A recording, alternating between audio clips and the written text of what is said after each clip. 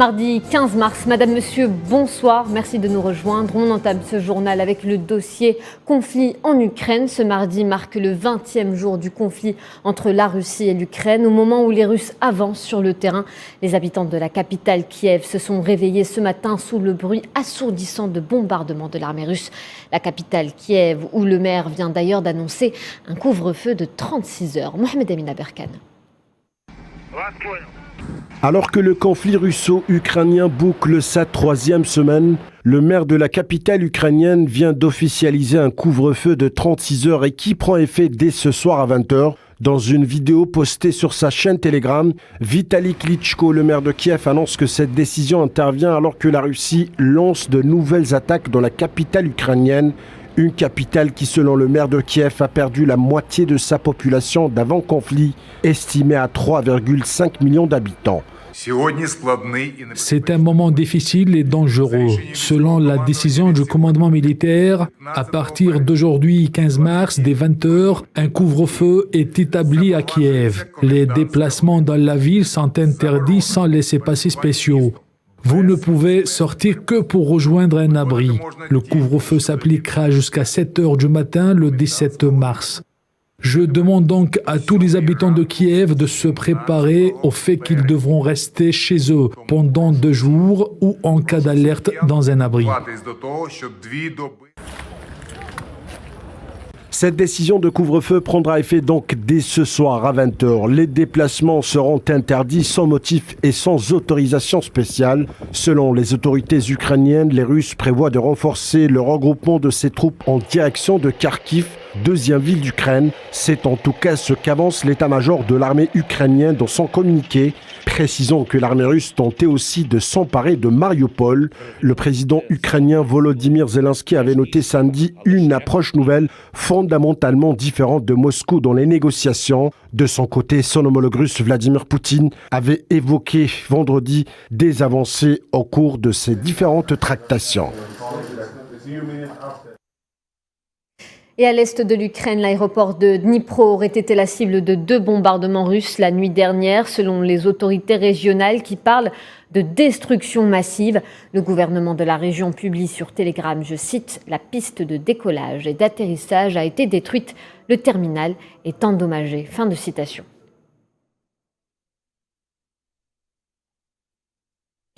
Le président ukrainien Volodymyr Zelensky, lors de sa sortie médiatique dans l'après-midi, est revenu sur les promesses non tenues par l'OTAN quant à l'adhésion de son pays à l'Alliance. Dans un ultime aveu, Zelensky affirme que l'Ukraine ne pourra pas adhérer à l'OTAN. L'Ukraine n'est pas membre de l'OTAN, nous comprenons cela, nous sommes des personnes convenables. Nous avons entendu pendant plusieurs années que les portes étaient ouvertes. Mais nous avons également entendu dire que nous ne pouvions pas la rejoindre. C'est une vérité et il faut la reconnaître. Je suis heureux que notre peuple commence à comprendre cela et à compter sur lui-même et sur nos partenaires qui nous aident. Et alors que les combats s'intensifient sur le terrain, Russes et Ukrainiens ont repris langue ce matin après une pause la veille. Désormais, les 2 camps affichent un certain optimisme. Souad Ben Batouche. Une 4e session de pourparlers entre l'Ukraine et la Russie laisse ces derniers jours entrevoir des chances d'aboutir à un accord de paix, même si Moscou se refuse ce mardi à tout pronostic. Pour la Russie, il est prématuré de se prononcer sur l'issue de ces négociations. Des négociations en cours avec au menu un cessez-le-feu et le retrait des troupes russes du territoire ukrainien, indique Kiev. Trop optimiste peut-être, la partie ukrainienne a jugé possible un accord de paix d'ici le mois de mai, pendant que le président Volodymyr Zelensky assure que les Russes ont commencé à comprendre qu'ils n'arriveront à rien par la guerre. Il avait déjà évoqué samedi dernier une approche nouvelle, fondamentalement différente, de Moscou dans les négociations, tout en évoquant un wait and see. La Russie, pour sa part, ne cesse de réitérer ses conditions quant à l'aboutissement à un arrêt des combats, soit la reconnaissance de la Crimée comme territoire russe, la dénazification du gouvernement de Kiev et un statut neutre de l'Ukraine. La Russie a lancé son opération militaire en Ukraine le 24 février à l'aube. Moscou affirme faire face à une menace sérieuse et très grande en Ukraine et réclame la fin de la politique d'expansion de l'OTAN et le retrait des forces américaines stationnées en Europe de l'Est, des demandes rejetées par les Occidentaux.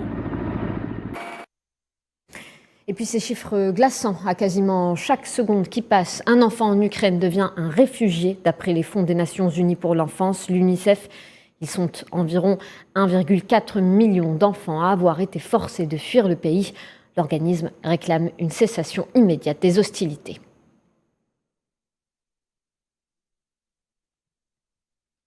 Et depuis le début de l'opération militaire russe en Ukraine, le nombre de réfugiés a dépassé les 3 millions ce matin. Annonce faite par l'Organisation internationale pour les migrations. Le patron de l'OIM, justement, a publié sur son compte Twitter, je cite, « 3 millions de vies ont été déracinées, 3 millions de femmes et d'enfants et de personnes vulnérables sont séparées des personnes qu'elles aiment. » Fin de citation.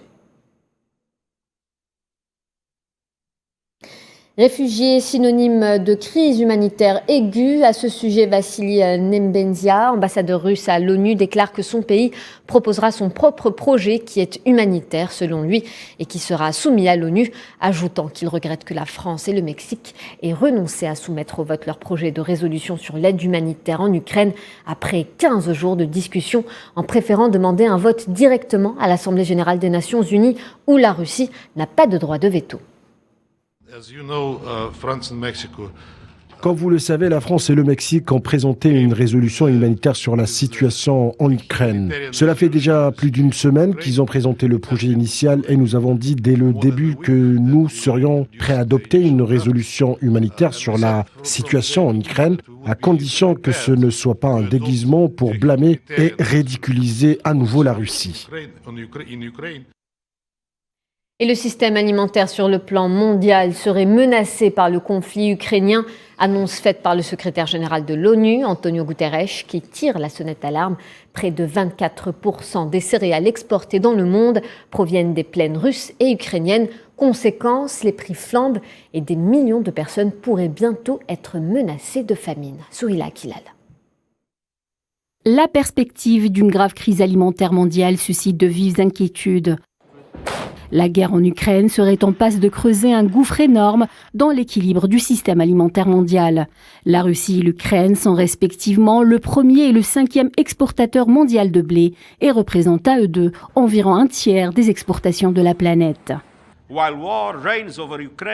Alors que la guerre fait rage en Ukraine, une épée de Damoclès est suspendue au-dessus de l'économie mondiale, en particulier au-dessus des pays en développement. 8 à 13 millions de personnes supplémentaires dans le monde seraient menacées par la famine. La réduction brutale des exportations ukrainiennes et russes, associée à la flambée des cours du blé qu'elle provoque, menace de mettre à mal l'approvisionnement des États les plus dépendants des importations de cette indispensable céréale. 45 pays africains et pays les moins avancés importent au moins un tiers du blé d'Ukraine ou de Russie. 18 de ces pays en importent au moins 50%. Nous devons tout faire pour éviter un ouragan de famine et l'effondrement du système alimentaire mondial. Les répercussions du conflit ukrainien se sont répandues dans le monde, telle une onde de choc entre la dépendance de l'Europe au gaz russe et la dépendance des pays pauvres ou émergents au blé ukrainien. La Russie et l'Ukraine apparaissent finalement comme les piliers de l'économie mondiale. Le Premier ministre britannique Boris Johnson a pressé mardi les pays occidentaux de mettre fin à leur addiction aux hydrocarbures russes, peu avant une visite en Arabie Saoudite. Boris Johnson a déclaré que les dirigeants occidentaux avaient commis une terrible erreur en devenant plus dépendants et accros au gaz et au pétrole russe. Les États-Unis et le Royaume-Uni ont décidé d'arrêter leur importation de gaz et de pétrole russe, tandis que l'Union européenne, bien plus dépendante, s'organise pour réduire de 2/3 dès cette année ses achats de gaz à Moscou. On écoute Boris Johnson, le Premier ministre britannique. Nous sommes confrontés à une crise mondiale dans laquelle il est évident que l'intervention russe en Ukraine a contribué à déclencher une flambée du prix des hydrocarbures, une flambée du prix du pétrole et il est vital si nous voulons résister à l'intimidation de Poutine, si nous voulons éviter d'être soumis au chantage de Poutine comme tant de pays occidentaux l'ont malheureusement été. C'est à nous de nous retirer des hydrocarbures russes. Et puis l'Union européenne prononce de nouvelles sanctions contre la Russie. Il s'agit notamment d'interdire les nouveaux investissements dans le secteur énergétique. Par ailleurs, des sanctions russes frappent 13 personnalités américaines, parmi eux le président Joe Biden, le chef de la diplomatie Anthony Blinken, le conseiller à la sécurité nationale et le patron de la CIA. Ils seront interdits d'accéder au territoire russe. À Rome, rencontre à haut niveau entre les délégations américaines et chinoises, avec au cœur des discussions la Russie et l'Ukraine. Les émissaires américains et chinois ont eu une discussion substantielle sur la question. Les deux responsables ont souligné l'importance de maintenir des lignes de communication ouvertes entre les États-Unis et la Chine. Et la question du conflit ukrainien est par la force des choses au centre des négociations sur le nucléaire iranien. Moscou a affirmé sa volonté de ne pas associer la situation en Ukraine aux accords sur le nucléaire. La Russie affirme avoir reçu des garanties de Washington de ne pas mêler les deux dossiers. Safwan Ben Sabri. Le ministre des Affaires étrangères iranien s'est rendu ce mardi à Moscou pour rencontrer son homologue russe. À la table des matières, la situation en Afghanistan, dans le Golfe Persique, mais surtout le nucléaire iranien, à la lumière du conflit en Ukraine. Alliés face à l'Occident, la Russie et l'Iran partagent la même situation aujourd'hui, tous deux sous un régime de sanctions drastiques qui vise à asphyxier leur économie respective. Contrairement aux accusations occidentales qui pèsent sur la Russie, qui avancent que le Kremlin utilise l'accord sur le nucléaire iranien comme levier concernant le conflit en Ukraine, le chef de la diplomatie russe a affirmé que Washington ne mêlerait pas les sanctions contre la Russie à la coopération économique entre Téhéran et Moscou. Nous avons obtenu des garanties écrites. Elles ont été incluses dans les accords de relance du plan d'action global commun sur le programme nucléaire iranien. La Russie et l'Iran ont longtemps eu en commun une même défiance envers les Occidentaux, jugés comme des alliés peu fiables. Pour l'Iran, le retrait américain de l'accord en 2018 en était la preuve. Pour la Russie, les manœuvres de l'OTAN en Europe orientale en sont une autre. Téhéran s'est depuis longtemps tourné vers l'Est, mais les circonstances actuelles mettent le pays au centre des intérêts stratégiques de l'Europe, qui ne verrait pas d'un mauvais œil un rapprochement avec l'Iran pour combler les besoins énergétiques du vieux continent. La Tunisie dans le collimateur du Fonds monétaire international, le pays secoué par une conjoncture économique difficile marquée par la baisse drastique des revenus liés au tourisme, tente de se relancer.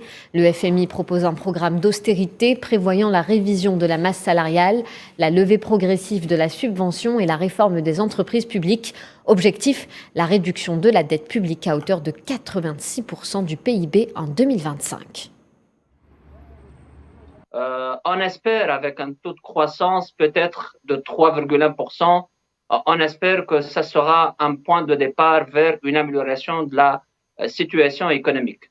Le premier défi, à mon sens, c'est effectivement la concrétisation d'un accord avec le Fonds monétaire international. Parce que, en fait, les besoins du financement du budget sont énormes, si je puis dire. Donc, se préparer, en fait, à une négociation qui ne va pas être vraiment facile pour la Tunisie, préparer les dossiers techniques, mettre en place, si vous voulez, un programme de réforme avec une priorisation qui tient compte de la réalité socio-économique de la Tunisie, la mise en place d'un plan de relance, ce qui demande d'ailleurs le FMI. Alors, le dialogue national, si vous voulez, avec surtout, en fait, les acteurs sociaux, toutes ces démarches, en fait, vont peut-être ou probablement faciliter la concrétisation d'un accord avec le FMI qui va certainement ouvrir la voie aux marchés financiers internationaux et faciliter les choses par la suite. Au Mali, une enquête est ouverte pour élucider la disparition de 15 ressortissants mauritaniens Bamako et son voisin ont convenu de travailler ensemble pour mettre toute la lumière sur cette affaire obscure. À l'issue de 2 jours de discussion à Nouakchott, une mission conjointe chargée d'établir les faits doit entamer son travail. Les faits remontent au 5 et 6 mars dans la localité malienne d'El Ataï. En janvier déjà, 7 Mauritaniens avaient été tués dans le secteur. Nouakchott, crispé par cette affaire, a souligné que des Mauritaniens étaient victimes sur le territoire malien d'assassinats et d'exactions tragiques inacceptables, alors que la partie malienne a exprimé ses profonds regrets. Le chef de la diplomatie malienne a insisté sur le sérieux pris par Bamako dans ces affaires. Il dit comprendre l'émoi suscité en Mauritanie et affirme la volonté du Mali de garantir la paix et la sécurité aux milliers de Mauritaniens sur son sol. Le peuple malien n'est pas l'ennemi du peuple mauritanien, le peuple mauritanien n'est pas l'ennemi du peuple malien. Notre ennemi, c'est le terrorisme, c'est l'insécurité, c'est la criminalité. Des milliers de Mauritaniens vivent en bonne intelligence au Mali, s'adonnent à leurs activités. Notre espoir, c'est qu'ils continuent à le faire dans la paix et la tranquillité. Et quand il y a quelques situations qui dévient de cette situation normale, que nous puissions nous donner la main pour pouvoir travailler. Ces incidents qui ont été signalés, nous l'avons souligné, nous venons en toute bonne foi, parce que nous l'avons réitéré que notre armée nationale malienne n'est pas impliquée dans ces événements. Il est vrai qu'il y a une appréciation contradictoire, c'est pourquoi cette commission est mise en place pour pouvoir éclaircir la situation. Et suite à cette affaire, l'opinion au Mali s'interroge. À qui profitent ces disparitions de Mauritaniens dans lesquelles on a tenté de mettre à l'index les forces armées maliennes? Cette affaire a aussi provoqué la crispation de Nouakchott vis-à-vis de Bamako. Pour répondre à ces questions en direct avec nous au téléphone, Issa Maman Cissé, journaliste malien. Bonsoir, monsieur. Bonsoir, madame. À qui profite selon vous cette affaire? Première question. Alors, c'est l'interrogation principale au sein de l'opinion fondamentale, au sein de l'opinion nationale. Et il semblerait. En tout cas, s'interroge sur la portée d'une telle accusation ou la situation. Puisque, imaginez, ces événements interviennent, s'enflamment au niveau en tout cas des médias français et occidentaux, alors que le Mali est aujourd'hui en phase en tout cas avec la Mauritanie, puisque le Mali frappé sous embargo est obligé quand même d'utiliser la Mauritanie comme débouché. Alors vous le savez, au sein de l'opinion, on ne comprend pas cet acharnement qui voulait coûte que coûte mettre dos à dos le Mali et la Mauritanie, alors que, faut-il le rappeler, le Mali qui vient d'être en tout cas classé premier mondial au niveau du coton, alors est obligé quand même d'utiliser la Mauritanie. La Mauritanie est une alliée principale aujourd'hui du Mali dans le cadre en tout cas de son commerce extérieur. Alors, c'est vraiment l'interrogation principale. Oui. Pourquoi tant d'enflammement au niveau des médias, surtout à l'extérieur. Monsieur Cissé, pourquoi ces disparitions interviennent-elles en janvier dernier, puis en début mars, alors que des milliers de Mauritaniens vivent en bonne intelligence au Mali depuis de longues années? Tout à fait. C'est quand même des peuples qu'on ne peut pas dissocier. Les échanges commerciaux ont toujours existé entre la Mauritanie et le Mali. Quand vous prenez quand même avant même cette crise de la CEDEAO, les régions du Nord sont fortement. Il semblerait que la connexion soit mauvaise. Merci, monsieur Aïssa Maman Cissé, d'avoir été en direct avec nous. Je le rappelle, vous êtes journaliste mauritanien. On reste en Afrique. Bien que le Tchad veuille croire à la réconciliation nationale et en finir avec le cycle des violences qui ont mis à mal la politique du pays depuis son indépendance, cette dernière semble avoir choisi un chemin long et abrupt pour y parvenir. Cela dit, le pré-dialogue a été lancé à Doha le 14 mars, suspendu pour être relancé le 17 du mois en cours. Ces rencontres entre le gouvernement et les politico-militaires tiennent le peuple en haleine. Tinhinen Makassi.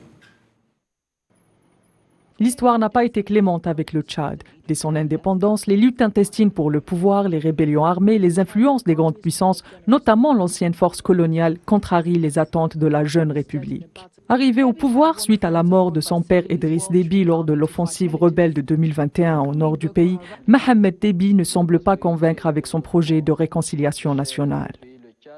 Ce que le Tchadien lambda déplore, cette rencontre de Doha ressemble beaucoup plus à une scène théâtrale ou à plus forte raison une cérémonie de distribution du butin de guerre. Presque tous les membres du gouvernement de transition sont donc en villégiature au Qatar. Et avec ce qui se passe, il faut dire tout court que tous les enfants du grand BET s'entendent pour pouvoir proposer une paix aux Tchadiens. Ce sont donc les tendances du Frolina qui se retrouvent pour discuter de l'avenir qu'ils veulent dessiner aux Tchadiens. Ce n'est pas la forme que les Tchadiens déplorent, mais le fond.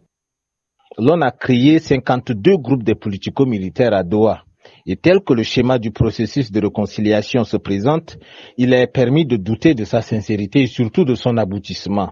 L'on peut aussi déduire à partir de la discrimination qui caractérise ce processus que seule l'unité du clan préoccupe le pouvoir de Mahamat Kaka.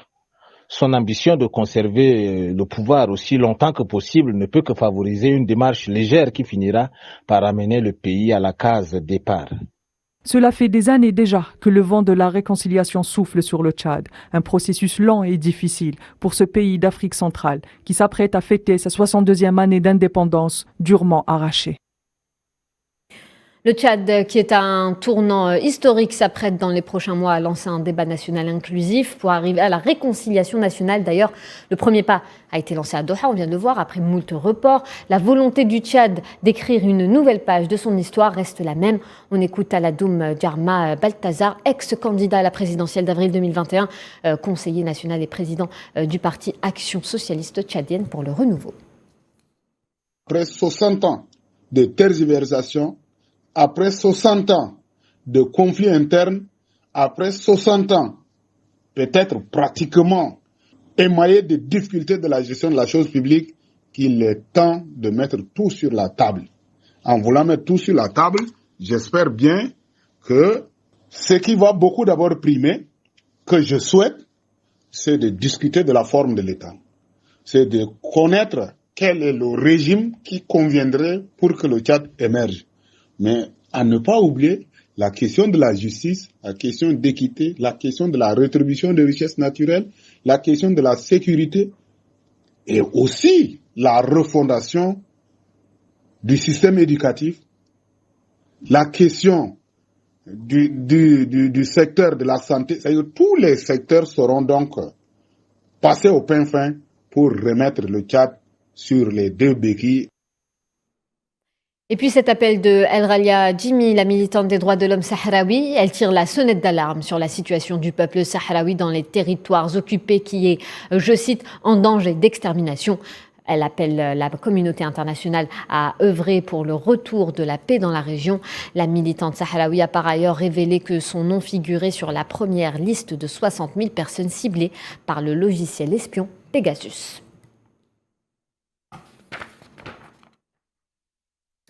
Dans le dossier économie, retour en Algérie pour parler du marché du e-commerce qui demeure en plein essor dans le pays, apportant des solutions efficaces au profit des consommateurs. Et pour accompagner les clients, le leader du marché lance de nouveaux services pour rendre le commerce électronique fluide et accessible à tous. Mohamed Wali Ben Chaban. Depuis la propagation de la pandémie, les transactions commerciales en ligne ont connu une évolution constatable. Cette révolution numérique est devenue aujourd'hui une réalité dans tous les secteurs économiques.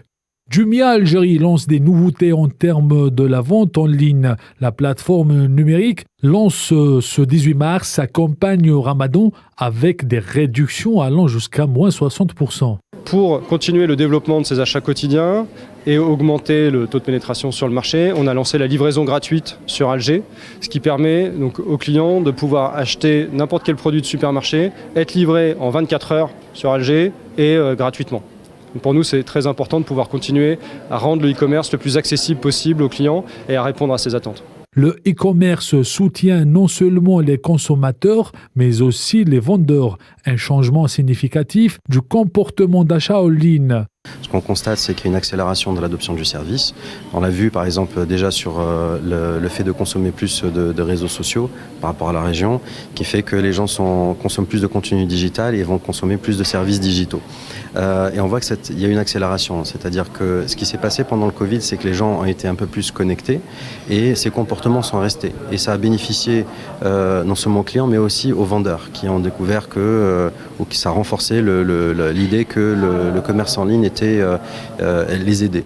La vente en ligne n'est pas uniquement occasionnelle. Les professionnels s'apprêtent à accompagner les consommateurs pour répondre à leurs besoins au quotidien. Dans le dossier santé, les autorités chinoises s'inquiètent de l'ampleur prise par l'épidémie de la Covid-19. En 24 heures, plus de 5000 nouveaux cas, le chiffre le plus élevé depuis la première vague de la pandémie en 2020. C'est le variant Omicron qui est dominant dans de nombreux foyers en Chine.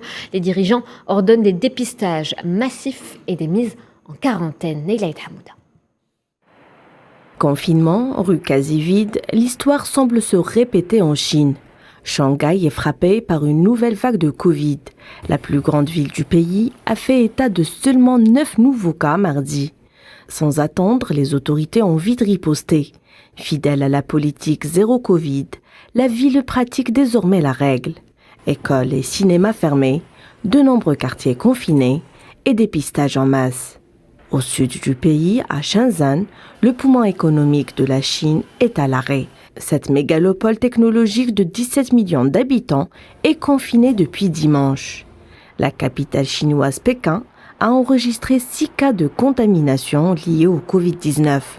Des mesures de confinement ont été prises, mais une quarantaine générale comme celle appliquée à Shenzhen reste exclue. Les habitants, eux, semblent habitués à la pandémie. J'ai beaucoup de camarades de classe à Shenzhen et la situation y est assez grave. Tout le monde travaille à la maison et ils effectuent des PCR tous les jours. Mais je pense qu'ils vont bien. Peut-être parce que tout le monde est habitué à la pandémie maintenant. Je ne comprends pas ce qui se passe dans les autres villes. Les mesures de contrôle marchaient plutôt bien avant et maintenant ça recommence. Quand est-ce que ça va s'arrêter ? Plus de 5000 nouveaux cas ont été enregistrés en 24 heures. Le chiffre le plus élevé depuis la première vague épidémique début 2020. Le gouvernement chinois s'inquiète de l'ampleur prise par l'épidémie. Il emploie les grands moyens pour y faire face. Des mesures drastiques que les habitants acceptent sans rechigner. Pour être honnête, j'ai confiance dans les politiques de prévention et de contrôle mises en place, avec les méthodes de traçage des déplacements et de recherche des cas contacts. Je pense que c'est bien et j'ai confiance en cela. Les frontières, quant à elles, sont entièrement contrôlées. D'ailleurs, ce matin, de nombreux vols intérieurs étaient annulés à l'aéroport de Shanghai, de même qu'à Pékin. Voilà, c'est la fin de ce journal. Merci de votre attention. Tout de suite, un point météo avec Amel Méziane Zitouni. Retrouvez Khaledine Batache pour le 19h demain. Excellente soirée à tous sur A24 News.